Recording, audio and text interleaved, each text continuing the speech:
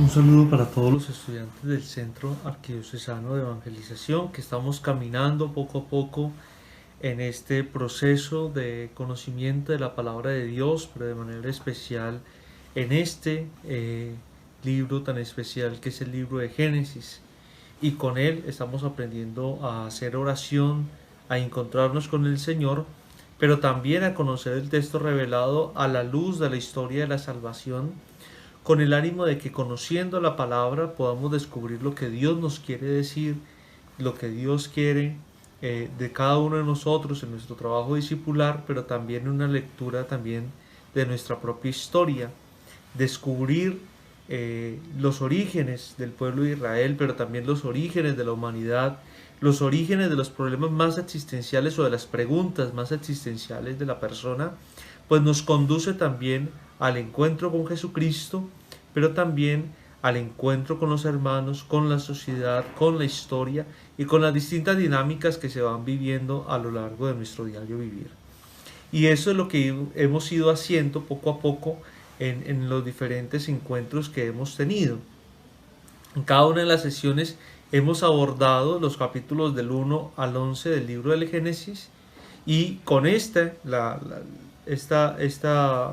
último texto de estos 11 capítulos hemos hecho una lectura sobre el planteamiento de cuál es el origen del mal, cuál es la lectura que hizo el pueblo de Israel a partir de los acontecimientos difíciles de su historia y cómo el pueblo de Israel pudo descubrir que el mal en parte es una categoría que el hombre mismo ha fraguado, que el hombre mismo ha hecho de sí. Y entonces en ese sentido, pues ahora vamos a abordar el texto de la conocida reflexión o relato de la Torre de Babel, que está en el capítulo 11, versos del 1 al 9. Entonces los invito a que entremos en esa dinámica.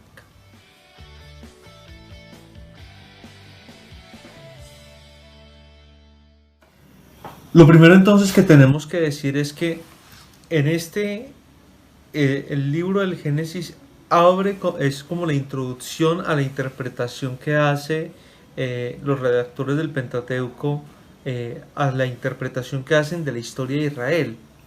Y entonces, pero esta relectura, o más bien esta interpretación de la historia de Israel que están haciendo los autores del Pentateuco, lo hacen después de la destrucción que provocó la caída del reino del norte. Dijimos que hacia finales del siglo V antes de Cristo. Y entonces en medio de su análisis se desborda no solamente a atacar algunos sistemas externos, sino también al interior del pueblo de Israel. Y con este texto de la Torre de Babel va a tocar algo muy profundo, una fibra muy profunda de la historia o del pueblo de Israel, que es la religión. Este relato de Génesis 11 del 1 al 9, recuerden que dijimos que habían unas tradiciones que se encontraban en cada uno, que se encontraban mezcladas en el texto. Pues este texto de Génesis 11, 1, 9 va a ser propio de la teología deuteronomista, es decir, de esa línea teológica que por llevar siempre esa idea de la justicia no le perdona la crítica ni siquiera a la religión, es decir, va a atacar incluso a la religión o más bien va a pretender que la religión también asuma una responsabilidad en ese momento histórico que están viviendo.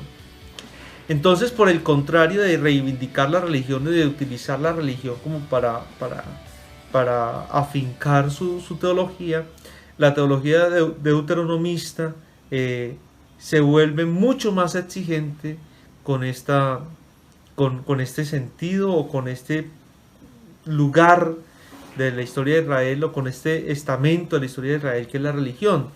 Por eso los profetas también, que son de este corte deuteronomista, que tienen como sentido volver a la ley, volver a la alianza, van a hacer un análisis de la estructura desde la conversión tanto política como religiosa. Y entonces aquí es que la historia de Israel también, y los acontecimientos terribles de la historia de Israel también tienen que ver con la situación política, pero también principalmente en esa relación política y religión. Y la religión entonces asume un papel muy importante. Y es que el poder va a asumir una categoría de tentar en parte a la religión. Y es porque el ser humano, a partir de su tendencia natural de defender lo suyo y de conseguir lo que necesita, tiende a dominar. Y en esa ambición de poder, de dominio por parte de un interés particular individual, se llega también a lo grupal y social. Es decir, mis pretensiones personales van abarcando poco a poco también, por ejemplo, las influencias de mi familia, de mis amigos. Eso es muy normal, por ejemplo, cuando alguien está muy encarretado con eso de la política y su partido político, bueno, en fin. Y él empieza primero con su familia, luego con sus amigos, luego con la gente de su trabajo, con la gente de la parroquia. Bueno, empieza a haber todo un movimiento que pretende como dominar en ese tema frente a lo social y a lo grupal, no solamente se queda en el ámbito personal. De ahí es que nacen esas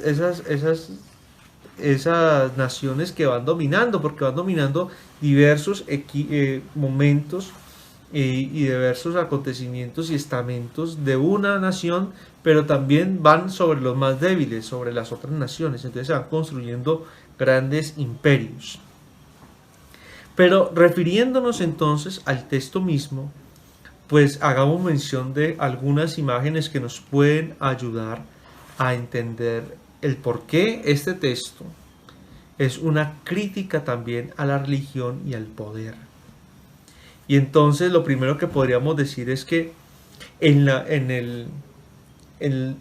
los pueblos cercanos a Israel, es decir, en la Mesopotamia, existen unas construcciones que se llaman sigurats, que son unas obras gigantescas en forma de pirámide, inclinadas hacia el cielo, que reflejan el poder dominador de los autores, es decir, representan el poder, algo así como, por ejemplo, nosotros lo sabemos, las pirámides de Egipto reflejan el poder de cada uno de los faraones que están sepultados en esas pirámides, es decir, cada pirámide es un cementerio de un faraón, es decir, es un panteón de ese faraón, y entre más grande o más adornado o más bello sea la pirámide, pues eso demuestra el poder que ese faraón tuvo. Lo mismo en estas construcciones mesopotámicas que se llaman sigurats, se ve como a través de este símbolo se manifiesta el poder, su fuerza absoluta.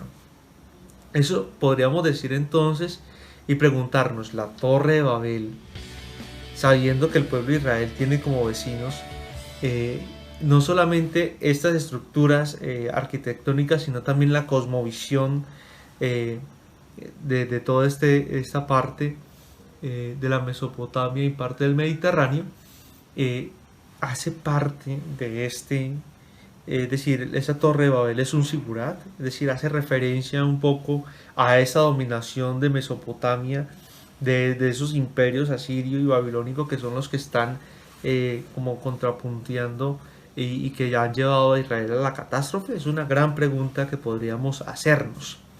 Pero además hay una expresión muy interesante en el texto, y es que toda la tierra tenía un solo vocablo, un solo idioma, un solo labio. Y entonces aquí podríamos pensar, es decir, ¿a qué se refiere el texto bíblico con que todos hablaban un mismo lenguaje? Y es que para la dominación, para dominar, se va imponiendo un poco la cultura del país o del imperio que está oprimiendo. Por ejemplo, en el siglo XX, es decir, nunca ha habido tanta afloración y tanta necesidad de conocer un segundo idioma como el inglés. ¿Por qué? Porque Estados Unidos, que es la gran potencia mundial, está como empujando la cosa. Entonces, el que no sepa inglés no hace parte del sistema. Ahora, poco a poco estamos entrando también, hay mucha gente que sabe, por ejemplo, mandarín. ¿Por qué? Porque es un idioma oriental y ellos también están manejando un poco esa segunda potencia china, está moviendo también el mundo. Entonces, hablar mandarín y hablar inglés nos ponen en esa dinámica de hablar un mismo lenguaje económico, social. Lo mismo podríamos entender frente al idioma, es decir, el que todos hablen un mismo lenguaje no significa solamente que estén hablando una sola lengua, sino que hablan un mismo, una misma cosmovisión de poder, de dominación, es decir, están siendo dominados. Es muy interesante porque, por ejemplo, el Imperio Romano, a pesar de que ellos estaban dominando en Judea en el tiempo de Jesús, no se conocía mucho el latín, sino que se conocía era el griego, porque los griegos dominaron la lengua. Y entonces hay quienes dicen que los romanos impusieron o dominaron por su ejército y por su ciudadanía, pero Grecia dominó a Roma y sigue dominando por la mente, por el idioma. Entonces, esta cosmovisión también nos ayuda a entender eso.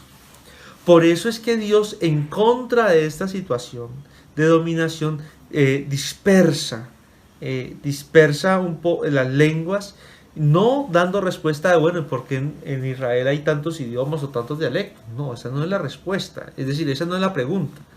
La pregunta es mucho más existencial. Estamos hablando un mismo lenguaje, un lenguaje de la dominación, y es Dios quien dispersa ese lenguaje para que no se entiendan, es decir, para que no haya cabida a una manipulación comunitaria. En ese sentido, por ejemplo, el Salmo 55, en el versículo 10, va a decir lo siguiente: confunde, Señor, divide sus lenguas, porque veo en la ciudad violencia y discordia.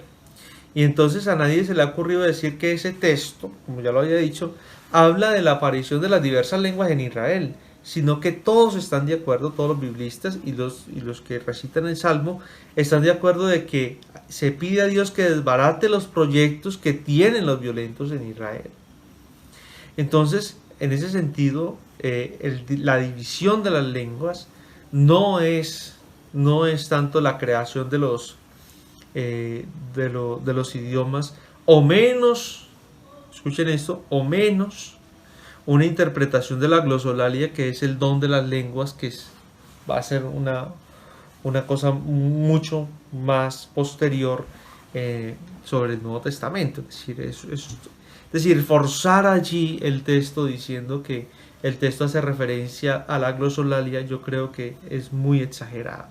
Es decir, es en parte haciendo esta lectura que podemos identificar un poco eso. En el versículo 11, en el versículo 4 va a haber una expresión: una ciudad y una torre con la cabeza en los cielos.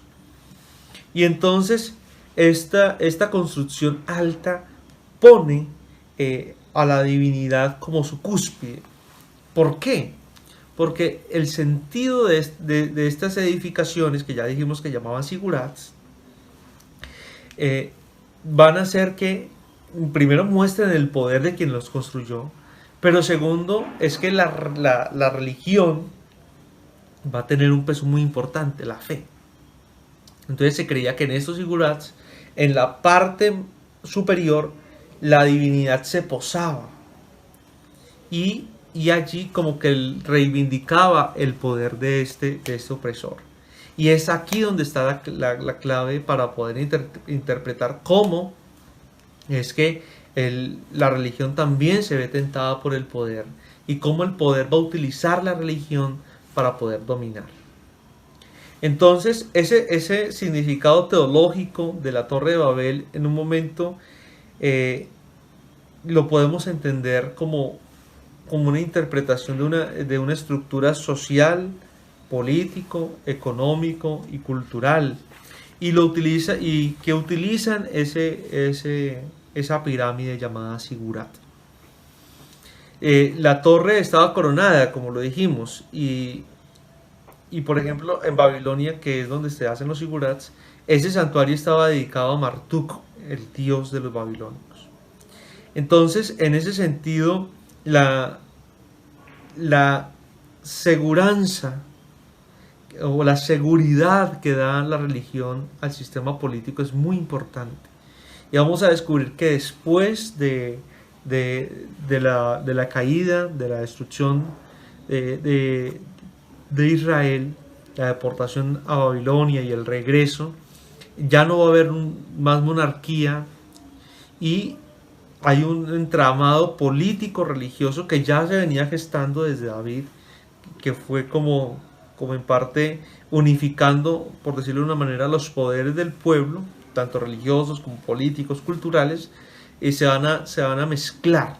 Entonces, por ejemplo, ya en el tiempo de Jesús vemos como el Sanedrín tiene no solamente una incidencia política, sino también una incidencia muy fuerte religiosa, es decir, es esa amalgama entre religión y política lo que también presentamos aquí.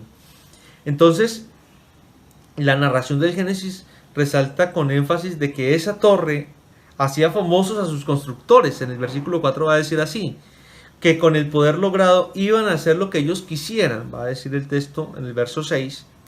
Y apenas es obvio pues, que todo imperio, con toda fuerza política, tenga también un interés de captar la fuerza de lo religioso para su propio beneficio, que es el afianzamiento de su estructura de poder, de su estructura socioeconómica y sociopolítica. Si lo religioso bendice eso, el imperio camina más seguro.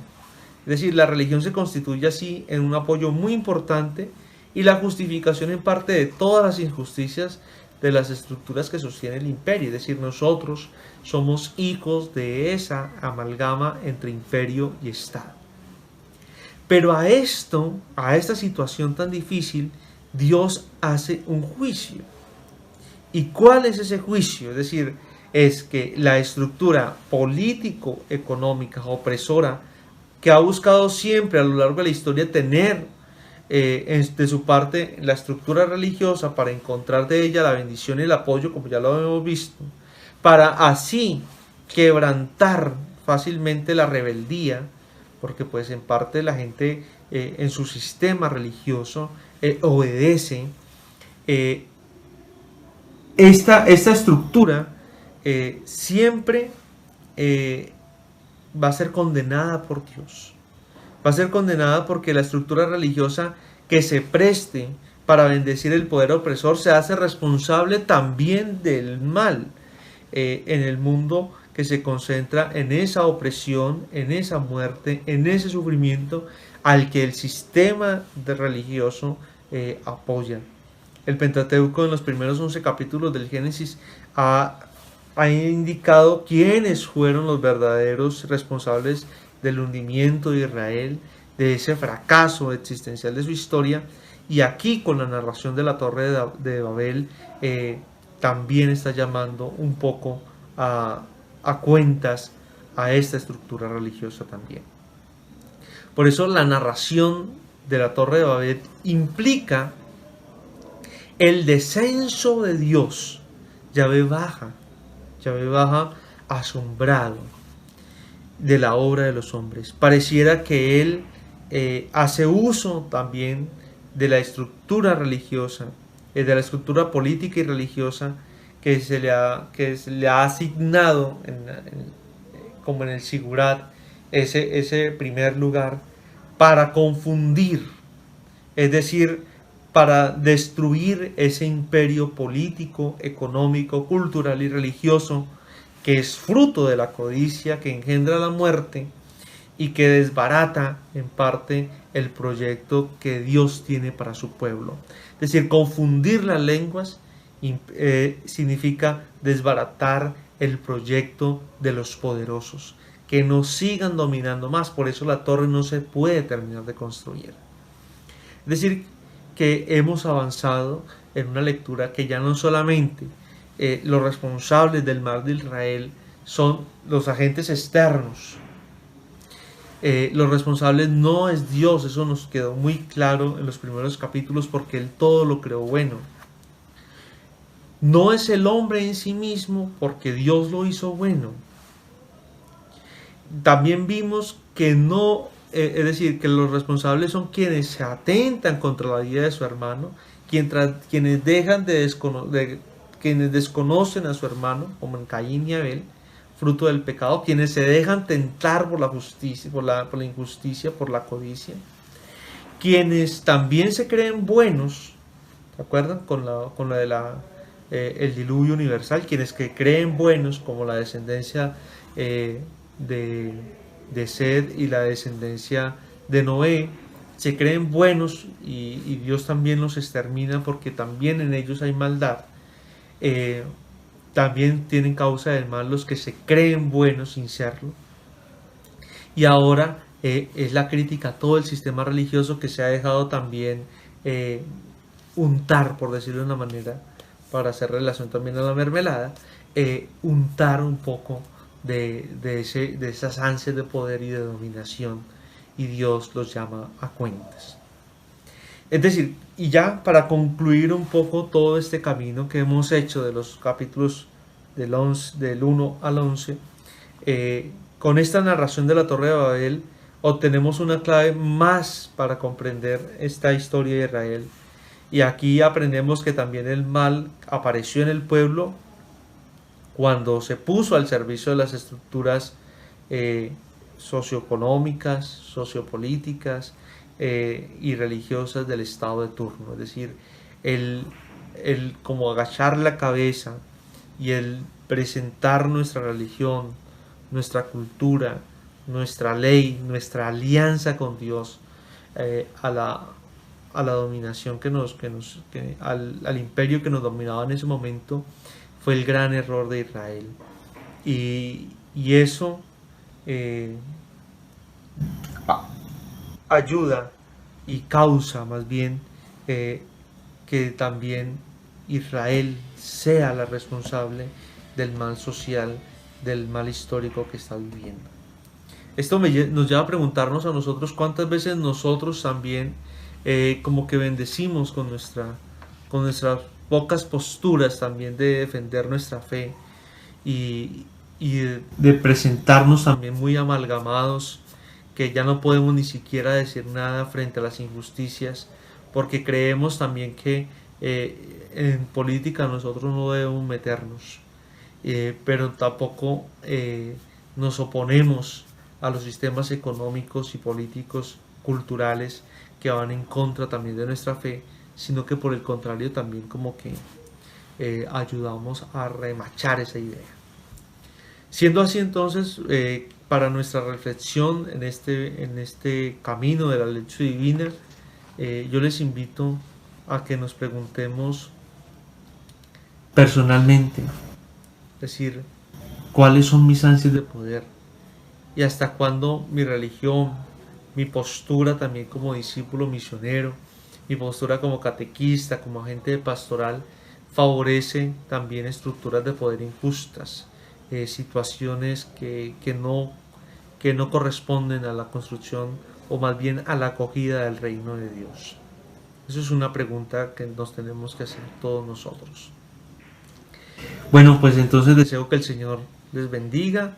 La próxima sesión será ya la final, que concluiremos con un esbozo muy pequeño y muy rápido de la historia patriarcal, para no dejarla relegada, sino que podamos avanzar en ella. Que el Señor les bendiga y hasta la próxima oportunidad.